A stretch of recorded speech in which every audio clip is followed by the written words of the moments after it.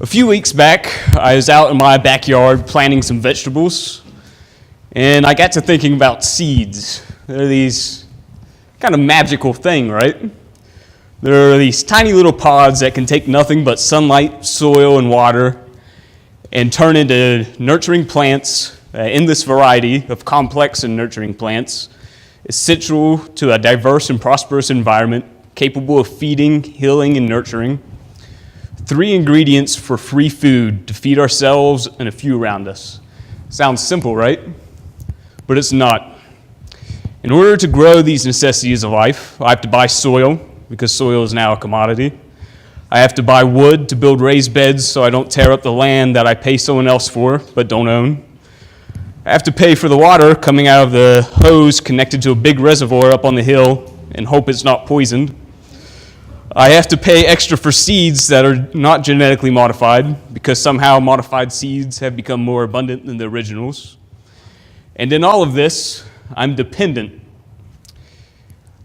In something that I thought I had complete control over, I have to put my trust in complete strangers, people I have only shared a few words or a handshake with, some people I've never met at all.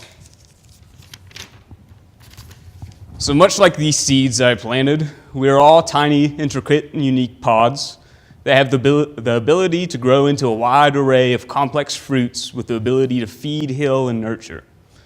But before that, we all have to be buried in the dirt. And I know we felt that way in our lives. Maybe this year, maybe some other time. But the dirt I'm surrounded by is different than the dirt of my neighbor. It's the breakdown and accumulation of years of life experiences. It's the warm embraces of the ones we love, smiles shared with a cute person from across the room. It's the trauma and loss of abandonment and loneliness. It's all of the debris that the wind has blown our way over the years. But from above looking down, it all just looks like dirt. It's not unless we are buried in it do we know what it is really made of. And even then, sometimes we're not sure. In all of this unique dirt, we are all expected to lay down roots and prosper the same as the plants in a different plot. But it's not as easy for some of us. So being buried in the dirt is not the only circumstance that guarantees our growth. We have to have sunlight and water. Some plants prefer the shade, while others like to be in the direct sunlight. Some plants need constant water, while others can go weeks without. Some sit on dry, cracked soil, waiting on a rain that takes too long to fall. Some take root and sprout. Their leaves reach outward.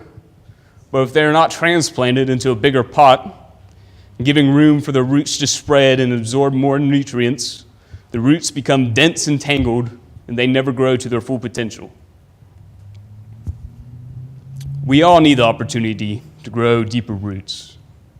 As a plant grows, sometimes a branch will be pushed to the side and begin to wither. The plant lets that branch go, diverts its energy into the branches that are receiving the most sunlight and that are prospering. But those nutrients are not lost. It goes into the compost, or what we in Public Allies at training sometimes referred to as the parking lot. A place where good ideas and thoughts, a place to put good ideas and thoughts to revisit later. It doesn't take away from the legitimacy of that piece of us. It just doesn't fit in the current plant.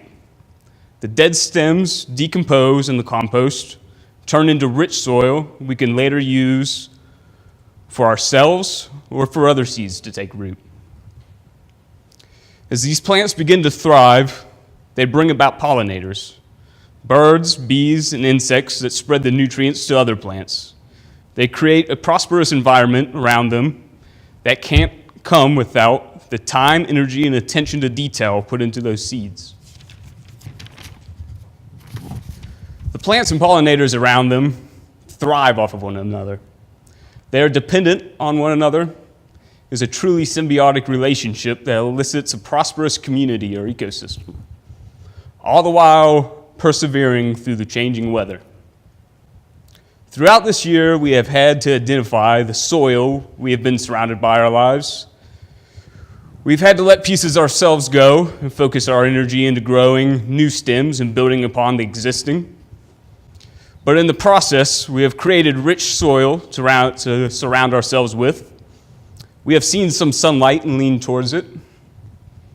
The rain has fallen, sometimes sporadically, but when the soil has started to dry, others have stepped up to spray some water on us, something for which I'm immensely appreciative. And with this symbiotic relationship we have all participated in, we have grown and prospered, we have fed and been fed, nurtured and been nurtured. We have healed and been healed. We are growing ripe. I was a seedling, now I bear fruit. Thank you.